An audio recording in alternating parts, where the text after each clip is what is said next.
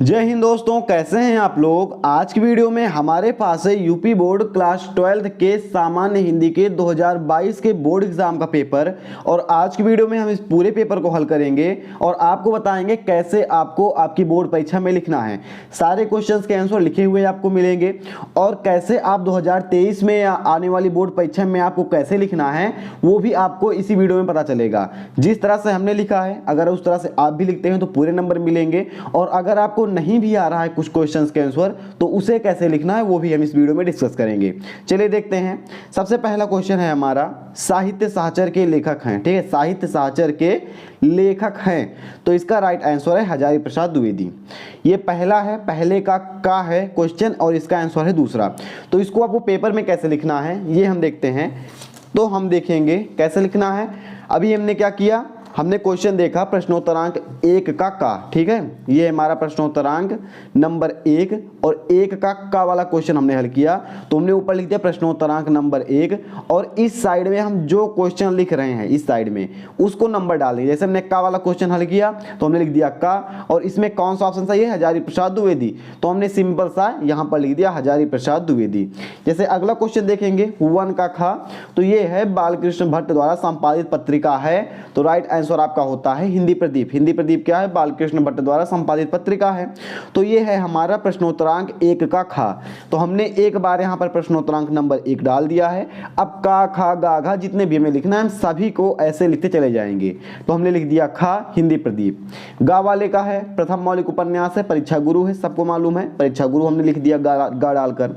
घा वाला है हमारा सरदार पूर्ण सिंह किस युग के लेखक हैं, द्विवेदी युग के लेखक हैं, हमने घा वाला लिख दिया। अंगा है हमारा, क्या है अंगा वाला क्वेश्चन, ध्रुव स्वामिनी निम्नलिखित में जयशंकर प्रसाद की कृति है। राइट आंसर ध्रुव स्वामिनी, हमने लिखा अंगा और अंगा के सामने लिख दिया ध्रुव स्वामिनी। ये हो गया हमारा पहला आंसर। आगे हम देखते हैं, ये हमारा पहला था। दूसरा हमारा क्या है, जैसे भी आपने देखा पहले में 5 क्वेश्चन आपके बहुविकल्पीय थे, इसी तरह से क्वेश्चन नंबर 2 में भी आपको 5 क्वेश्चन बहुविकल्पीय मिलेंगे। जैसे कि दूसरे का है छायावाद की विशेषता है, तो राइट आंसर है आपका सौंदर्य और प्रेम, ये आपका राइट आंसर है। तो हम क्या करेंगे, डालेंगे प्रश्नोत्तरांक नंबर 2। ठीक है, सॉरी सौंदर्य और प्रेम आंसर आपका नहीं होगा, इसमें है शायद में ये है इतिवृत्तात्मक। ठीक है, ये पहला वाला ऑप्शन लगभग आपका सही रहेगा। सौंदर्य और प्रेम है किसका, ये है आपका रीतिकाल का है। ठीक है, तो इतिवृत्तात्मक शायद इसका राइट आंसर है। ये आपका पहले का दूसरे का है, हम लिखेंगे प्रश्नोत्तरांक नंबर 2 और यहाँ पर डालेंगे का और यहाँ पर हम लिख देंगे इतिवृत्तात्मक, ऐसा हम लिख देंगे। ठीक है, ऐसे ही अगला क्वेश्चन देखेंगे खा वाला। तो खा वाला बोलता है निम्नलिखित में कौन सा ग्रंथ भक्ति काल का है, राइट आंसर है विनय पत्रिका, तो हमने लिख दिया विनय पत्रिका। गा वाले में हम देखेंगे यहाँ पर क्वेश्चन क्या है, प्रयोगवाद के प्रवर्तक हैं, तो राइट आंसर है अज्ञेय, हमने लिखा गा और इसमें हमने लिख दिया अज्ञेय। अनामिका के रचनाकार है निराला जी, घा निराला। और उसके बाद रीतिकाल का अन्य नाम है श्रृंगार काल, तो हमने लिख दिया अंगा श्रृंगार काल। ये हमारे हो गए ऐसे क्वेश्चंस जिनके आंसर बहुविकल्पीय हैं, इनको हमको एक शब्द में आंसर देना है। बहुविकल्पीय आंसर आप ऐसे लिखेंगे तो आपका टाइम बचेगा, और हिंदी का पेपर बहुत बड़ा आता है, तो अगर आप टाइम बचाएंगे तो सारे क्वेश्चन को प्रॉपर टाइम दे पाएंगे, और एक ही जगह पर आप उलझे रहेंगे तो आपका पूरा पेपर खराब जाएगा।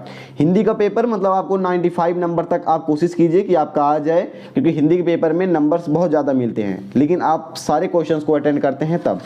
अगला क्वेश्चन देखते हैं हम, ये है हमारा तीसरा क्वेश्चन। पहला हो गया ना, ये था हमारा पहला क्वेश्चन यहाँ पर, उसके बाद यहाँ पर था हमारा दूसरा क्वेश्चन, अब आ गया तीसरा क्वेश्चन। तीसरा क्वेश्चन इधर आपको मिलेगा, ये है दिए गए गद्यांश पर आधारित निम्नलिखित प्रश्नों के उत्तर दीजिए। इसमें क्या करना है, आपको 2 गद्यांश दिए जाएंगे। जैसे पहला गद्यांश ये है और दूसरा गद्यांश आपका इधर है, ये है भाषा की साधारण इकाई शब्द है, शब्द के अभाव में भाषा का अस्तित्व ही दुरूह है, ऐसा कुछ है। तो आप कोशिश कीजिए पहला वाला पैराग्राफ सॉल्व करने के लिए। तो पहला वाला अगर हम देखते हैं तो ये है कि राष्ट्र का तीसरा अंग संस्कृति है, मनुष्यों में युगों युगों से जिस सभ्यता का निर्माण किया है वही उसके जीवन का प्रश्वास है। बिना संस्कृति के जन की कल्पना का बंध मात्र है, संस्कृति ही जन का मस्तिष्क है, संस्कृत के विकास और अभ्युदय के द्वारा ही राष्ट्र की वृद्धि संभव है। राष्ट्र के समग्र रूप में भूमि और जन के साथ साथ जन की संस्कृति का महत्वपूर्ण स्थान है। ये आपके कुछ ऐसे हैं। अब आप इसको देखिए, हमने पूरा पढ़ लिया। अब इससे 5 क्वेश्चन दिए जाएंगे, जैसे कि पहला क्वेश्चन है राष्ट्र की वृद्धि कैसे संभव है। तो राष्ट्र की वृद्धि कैसे संभव है, तो इसमें आपको आंसर मिल जाएगा। ये यहाँ पर आप देखेंगे, संस्कृति के विकास और अभ्युदय के द्वारा ही राष्ट्र की वृद्धि संभव है। संस्कृति जन का मस्तिष्क किस प्रकार है। जन की संस्कृति से आप क्या समझते हैं। विकास और अभ्युदय का अर्थ स्पष्ट कीजिए और दिए गए गद्यांश एवं शीर्षक का नाम लिखिए। ये जो आपका लास्ट वाला क्वेश्चन है, ये वाला, यही आपको आपकी किताब से दिया जाएगा और उसके पहले कि ये चारों क्वेश्चन के आंसर आपको इसी में मिल जाएंगे। और ये क्वेश्चन उन लोगों के लिए खास है जो लोग पढ़कर कुछ नहीं जाते हैं, क्योंकि 10 में से 8 नंबर आपको यहाँ पर मिल जाएंगे। 2 नंबर का मान लीजिए क्वेश्चन छूट जाएगा, लेकिन आपको 10 में से 8 नंबर मिल जाएंगे। अगर आप फेल हो रहे हैं तो एग्जामिनर आपको पास कर देगा, लेकिन पास तभी करेगा जब आप सारे क्वेश्चन के आंसर लिखेंगे। तो आपको क्या करना है, जितने भी क्वेश्चन दिए गए हैं किसी को भी नहीं छोड़ना है, A to Z सारे क्वेश्चंस को हल करना है। सभी क्वेश्चन को हल करेंगे, हिंदी में पास हो जाएंगे। कैसे इन सारे क्वेश्चन को हल करना है देखते हैं। हम डालेंगे क्या, सबसे पहले डालेंगे प्रश्नोत्तरांक 3, ठीक है, क्योंकि हम हल कर रहे हैं तीसरा।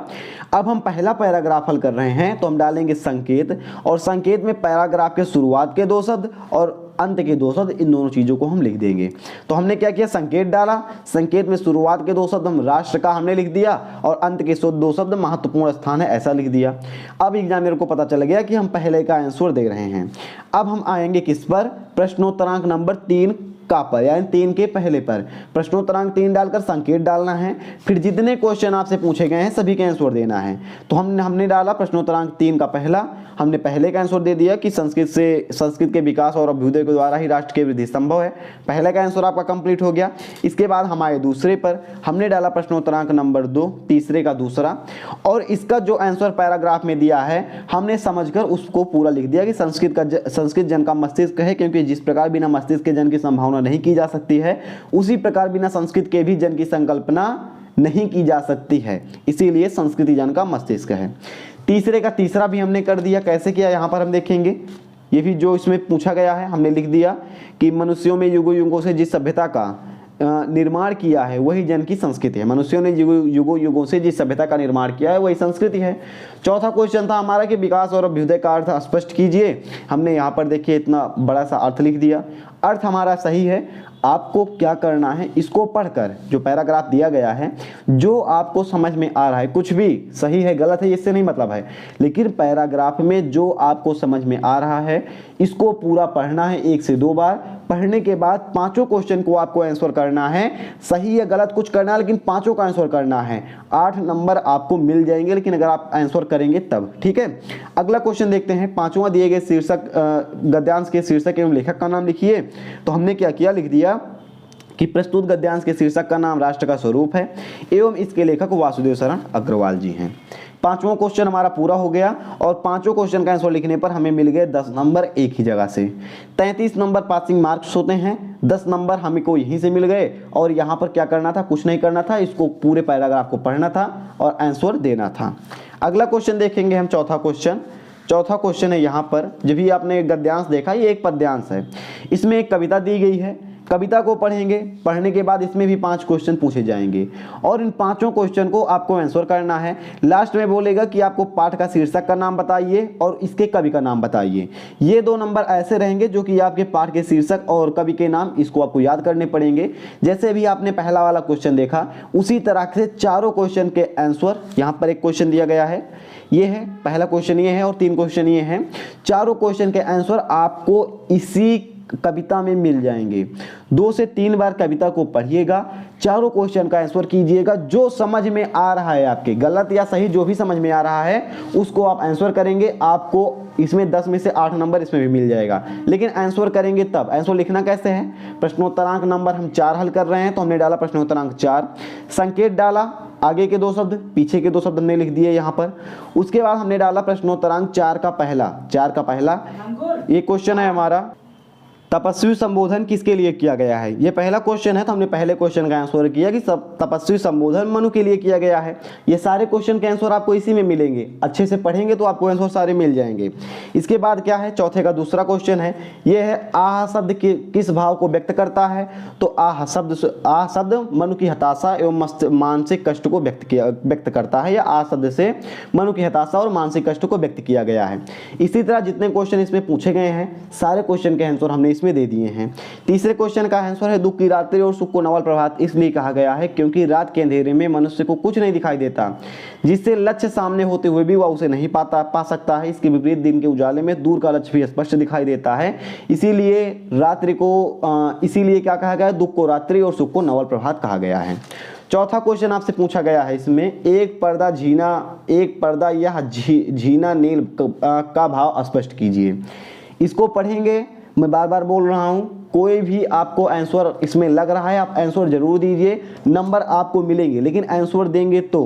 प्रस्तुत पद्यांश में एक पर्दा झीना नील का भाव है, एक पतला सा धुंधला सा पर्दा जिसके एक तरफ काली रात है और दूसरी तरफ आने वाला नया सवेरा, इसको हम बोलते हैं एक पर्दा झीना नील। चौथे का पांचवा क्वेश्चन है, प्रस्तुत पद्यांश के शीर्षक का नाम श्रद्धामनु है तथा इसके कवि जयशंकर प्रसाद जी हैं। ये आपको बताना था। हमने कितना हल कर दिया? चौथा तक हमने हल कर दिया। अब देखेंगे पांचवा क्वेश्चन है, और ये है एक लेखक का साहित्यिक परिचय लिखने के लिए 3 ऑप्शन है, इसमें आपको साहित्यिक परिचय लिखना है। उसके बाद इसमें खा वाला दिया गया है, इसमें आपको इसमें साहित्यिक परिचय लिखना है कवि का, इसमें लेखक का लिखना है साहित्यिक परिचय, इसमें कवि का लिखना है। इसमें आप हजारी प्रसाद द्विवेदी का याद कर लीजिएगा और वासुदेव शरण का याद कर लीजिएगा। इन दोनों को याद कर लेंगे, एकदम आएगा, 100% श्योर है। और खा वाले में आएगा आपका जयशंकर प्रसाद का याद कर लीजिएगा और रामधारी सिंह दिनकर का याद कर लीजिएगा। इतना याद कर लेंगे, दोनों में आपका काम बन जाएगा। छठवां, इसमें आप क्या करना है, बहादुर कहानी का सारांश आप याद कर लीजिएगा या फिर पंचलाइट कहानी का सारांश। इन दोनों को अगर आप पढ़ कर जाते हैं 5 नंबर ये भी आपके फिक्स हो जाएंगे। 7वां है आपका स्वपठित खंड काव्य के आधार पर किसी एक खंड के प्रश्न का उत्तर दीजिए। तो आपके जिले में जो भी खंड पढ़ाया जा रहा है उसको आप पढ़ेंगे, याद करेंगे, क्योंकि इसमें अलग अलग खंड दिए गए हैं। तो आपके जिले में जो भी खंड है उसको आप आलोकवृत्त है, रश्मिरथी है या फिर सत्य की जीत है, मुक्ति यज्ञ है, कोई भी है उसको आप याद कर लीजिएगा। इतने क्वेश्चन के आंसर आप याद कर लेंगे, क्योंकि लिखना बड़ा मुश्किल है। कैसे लिखते हैं इसको हम आगे डिस्कस करेंगे, लेकिन पहले हम देख लेते हैं सारे क्वेश्चंस के आंसर। 8वां क्वेश्चन आपका है, दिए गए संस्कृत गद्यांशों में किसी एक का संदर्भ सहित हिंदी अनुवाद कीजिए। ऐसा क्वेश्चन है। तो इसमें क्या करना है, पहले आपको प्रश्नोत्तरांक नंबर डालना है। देखेंगे हम कैसे, जैसे 8वें का क्वेश्चन हम हल कर रहे हैं, ठीक है, 8वें का क्वेश्चन है ये। तो इसमें आपको दो आपको मिल जाएंगे गद्यांश या संस्कृत खंड। पहला ये है यहाँ से यहाँ तक और दूसरा है आपका यहाँ से यहाँ तक। 2 आपको खंड मिल गए। अब आपको एक ही इसमें सॉल्व करना है। तो धन्यो अयम भारत देशा यत्र समूल सती जनमानस पावनी भव्य भाव उद्बोधनी शब्द संदोह प्रशमनी सुर भारती, ऐसा ये है। और ये सबसे आसान पैराग्राफ है आपके लिए। तो हम सोचेंगे कि हम पहले जो हमें आ रहा है उसको ही हम हल कर लें। ये आपका जातक कथा से लिया गया है, इसका मतलब नहीं है अगर आपको ये वाला आ रहा है, ये सबको आता है, तो इसको आप हल कीजिए। सबसे पहले आप डालेंगे प्रश्नोत्तरांक नंबर 8 का, फिर आप डालेंगे संकेत। पहले डालेंगे प्रश्नोत्तरांक नंबर 8 का, फिर आप डालेंगे संकेत। संकेत के माध्यम से बताएंगे आप कौन सा पैरा हल कर रहे हैं। जैसे कि हम पहला पैराग्राफ हल कर रहे हैं तो संकेत में हम पहले के 2 शब्द डालेंगे और अंत के 2 शब्द डाल देंगे। ऐसा डालने के बाद हम लिखेंगे संदर्भ। आप एक चीज़ याद रखिएगा, आपको अभी जो आपने गद्यांश पद्यांश देखा उसमें संदर्भ नहीं लिखना है। जो भी आपने यहाँ पर देखा ये हिंदी वाला, इसमें आपको संदर्भ नहीं लिखना है। इसमें आपको केवल शीर्षक का नाम और लेखक का नाम बताना है। शीर्षक क्या है, लेखक का नाम, ये दो चीज़ आपको बतानी है। लेकिन इसमें आपको लिखना पड़ेगा संदर्भ, जैसे आप लिखते हैं। तो हमने इसका संदर्भ कैसे लिखा है, ऐसे आप भी लिख सकते हैं। हमने डाला संकेत, इसके नीचे संदर्भ। प्रस्तुत संस्कृत खंड हमारी पाठ्य पुस्तक हिंदी के अनिवार्य संस्कृत भाषा या महत्वम नामक पाठ से लिया गया है। संस्कृत भाषा या महत्वम, और ये क्वेश्चन है आपका 7 नंबर का। टोटल 7 नंबर पाना चाहते हैं आप, इसको पढ़ लीजिएगा। और दूसरा है जातक कथा, इसको पढ़ लीजिएगा। दोनों में से एक ना एक फंस जाएगा, एकदम गारंटी है, ठीक है, इसको आप पढ़ लीजिएगा। तो हमने इसका संदर्भ लिख दिया कि प्रस्तुत संस्कृत खंड हमारी पाठ्य पुस्तक हिंदी के निवार संस्कृत के संस्कृत भाषा या महात्म नामक पाठ से लिया गया है। अब आगे क्या करना है, हिंदी में इसका अनुवाद करना है, क्योंकि क्वेश्चन में बोला गया है कि पहले संदर्भ लिखिए फिर हिंदी में अनुवाद कीजिए। तो हमने संदर्भ लिख दिया, अब हम हिंदी में इसको अनुवाद करेंगे। अनुवाद कैसे करेंगे, आप ऐसे साथ साथ पढ़ भी सकते हैं, जैसे कि धन्यो अयम भारत देशा, धन्य है यह भारत देश, यद समूल सदी जनमानस पावनी, भव्य भावोद्बोधनी, सद सबोह संदोह प्रशमनी, सुर भारती। जहाँ पर धन्य है यह भारत देश, जहाँ पर जनमानस को पावन करने वाली, भव्य भावों को उत्पन्न करने वाली, शब्द के समूह को उत्पन्न करने वाली देववाणी संस्कृत विराजमान है, या देववाणी संस्कृत की उन्नति होती है। अगर आप ऐसा देखेंगे, जैसे आपको पेपर में लिखना है, धन्य है यह भारत देश जहाँ लोगों के मस्तिष्क को पवित्र करने वाली, दिव्य भावों को उत्पन्न करने वाली, शब्द समूह की जननी देववाणी संस्कृत सुशोभित होती है। ऐसा आपको लिखना है, देववाणी संस्कृत सुशोभित होती है। इतना आपका हो गया। विद्यमानेषु निखिलेषु अपि वाङ्मयेषु अस्याः वाङ्मयम् सर्वश्रेष्ठम सुसंपन्नम चा वर्धते। इस विश्व में विद्यमान सभी भाषाओं में इस भाषा का साहित्य सर्वश्रेष्ठ और सुसंपन्न है। इयमेव भाषा संस्कृत नामापि लोके प्रतिथा अस्ति। यह भाषा संस्कृत भाषा के नाम से इस लोक में प्रसिद्ध है, ऐसा कहा जाता है। ठीक है, ऐसा आप लिख देंगे। अब हम आएंगे खा पर। जैसे हमने पहले वाले को हल कर लिया तो हम दूसरे वाले को हल नहीं करेंगे, या दूसरे वाले को कर लिया तो पहले वाले का हल नहीं करेंगे, दो में से एक को ही हल करेंगे। तो हम आएंगे दूसरे पर। ये है, दिए गए श्लोकों में किसी एक श्लोक का ससंदर्भ सहित हिंदी में अनुवाद कीजिए। तो इसमें भी आपको क्या डालना है, प्रश्नोत्तरांक नंबर खा, उसके बाद आप डालेंगे संकेत, उसके बाद आप लिखेंगे संदर्भ और फिर लिखेंगे हिंदी अनुवाद। ठीक है, कैसे लिखेंगे इसको हम आगे देखते हैं। आप लिखेंगे प्रश्नोत्तरांक नंबर 8 खा, क्योंकि आप ये 8 का था, अब आप सॉल्व कर रहे हैं 8 का खा वाला क्वेश्चन, तो हम डालेंगे प्रश्नोत्तरांक नंबर 8 खा। संकेत में हम जो भी श्लोक हल कर रहे हैं, शुरू के 2 शब्द डॉट डॉट और अंत के 2 शब्द हम लिखेंगे। उसके बाद संदर्भ लिखेंगे। संदर्भ ऐसे लिखेंगे, प्रस्तुत संस्कृत श्लोक हमारी पाठ्य पुस्तक हिंदी के संस्कृत खंड में संकलित सुभाषित रत्नानी नामक शीर्षक से अवतरित है, ऐसा हम लिख देंगे। उसके बाद हम क्या करेंगे, उसके बाद हम लिखेंगे संदर्भ हो गया, हिंदी में अनुवाद करेंगे। हिंदी अनुवाद हम हेडिंग डालेंगे इस तरह से कुछ, और यहाँ पर हम इसको कर देंगे, न चौरहारम न च राज्यहारम न भ्रातृभाजम न च भारकरी बे कृते वर्धते एवं नित्यम विद्याधनम सर्वधनम प्रधानम। कहा क्या जा रहा है, विद्याधन को ना चोर चुरा सकता है, ना राजा द्वारा इसका हरण किया जा सकता है, ना इसका बंटवारा भाइयों में किया जा सकता है, इसे नित्य व्यय करने पर इसमें वृद्धि होती है, इसीलिए विद्याधन को सभी धनों में प्रधान धन माना गया है। ऐसा आपको याद करना है, ऐसा आपको लिखना भी है। अब हम आते हैं 9वें क्वेश्चन पर। 8वें का और खा हमने कर लिए। 9वां है, निम्नलिखित मुहावरों और लोकोक्तियों में किसी एक का अर्थ लिखकर समझाइए। तो प्रश्नोत्तरांक 9 हम डालेंगे, क्योंकि हम 9 को हल कर रहे हैं। अब हम कौन सा हल कर रहे हैं 9 में, तो हम दूसरा हल कर रहे हैं, तो हम ब्रैकेट में लिख देंगे दूसरा। प्रश्नोत्तरांक 9 का दूसरा, किसी एक का, चारों में किसी एक को आपको लिखना है, मुहावरे को, उसकी आपको अर्थ लिखना है, फिर उसका वाक्य प्रयोग करना है। तो अंधे की लकड़ी होना, एकमात्र सहारा होना, वाक्य प्रयोग हेडिंग डालेंगे, रमेश के लिए उसका धंधा ही अंधे की लकड़ी होने जैसा है। ठीक है, रमेश के लिए उसका धंधा अंधे की लकड़ी होने के जैसा है। उसके बाद 10वें पर आएंगे। 9वां हमारा कंप्लीट हुआ, 10वें पर हम आएंगे। 10वें का काम हम देखेंगे, संधि विच्छेद करना है आपको, सभी का संधि विच्छेद करना है। पहला है, दूसरा है, तीसरा है, ऐसा है। तो हम पहला करेंगे, प्रश्नोत्तरांक नंबर 10 का हम डालेंगे हेडिंग में क्या डालेंगे, प्रश्नोत्तरांक नंबर 10 का, और उसके बाद ऐसा 1 2 3 लिख देंगे, और तीनों में जो ऑप्शन सही है उसको हम लिख देंगे। जैसे कि तथा धन इति बराबर तथेति, ठीक है, तथा धन इति, ये वाला ऑप्शन सही हो जाएगा। मधुधन अरिहि, कौन सा है, मधुधन अरिहि, ये वाला ऑप्शन आपका सही हो जाएगा।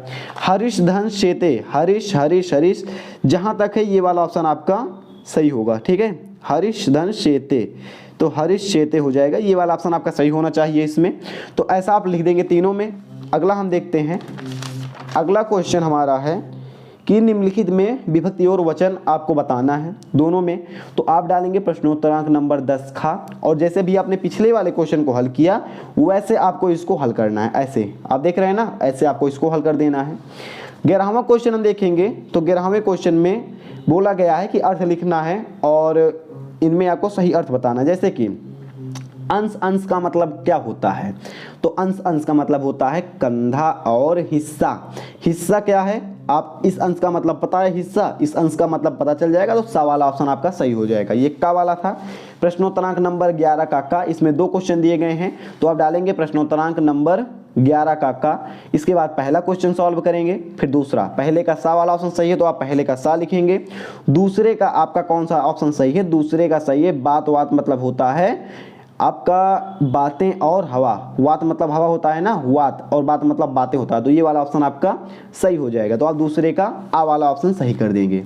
अगला हम देखते हैं, ये है आपका क्या, प्रश्नोत्तरांक 11 का खा। इसमें एक ही क्वेश्चन दिए गए हैं, यहाँ पर बताना है किसी एक का आंसर। पतंग का हमने लिख दिया है, सूर्य और पक्षी, 2 चीज़ें होती हैं। उसके बाद इसमें एक ही था, तो अब 11 का गा आ गया, तो हम लिखेंगे आंसर नंबर 11 का गा।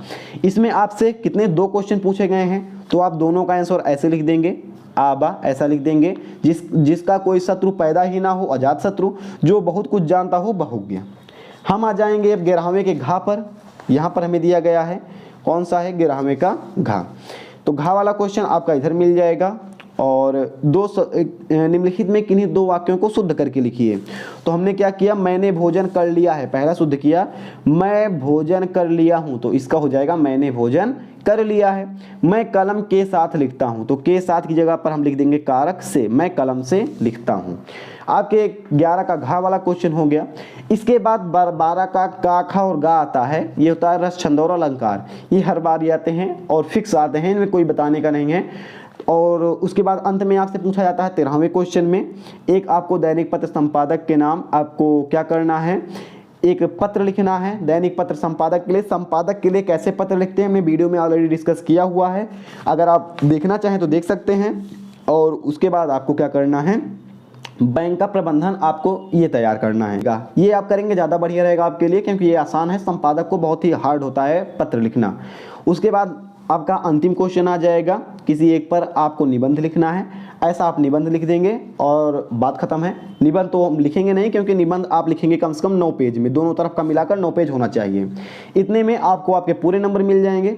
फिलहाल ये वीडियो आपको कैसे लगी आप हमें कमेंट करके बताइएगा। इसके PDF की लिंक आपको डिस्क्रिप्शन बॉक्स में मिल जाएगी, और आगे आपसे आप कौन से पेपर का सॉल्यूशन चाहते हैं ये भी आप हमें कमेंट कर दीजिएगा। फिलहाल हम मिलेंगे ऐसे किसी नेक्स्ट वीडियो में। जय हिंद।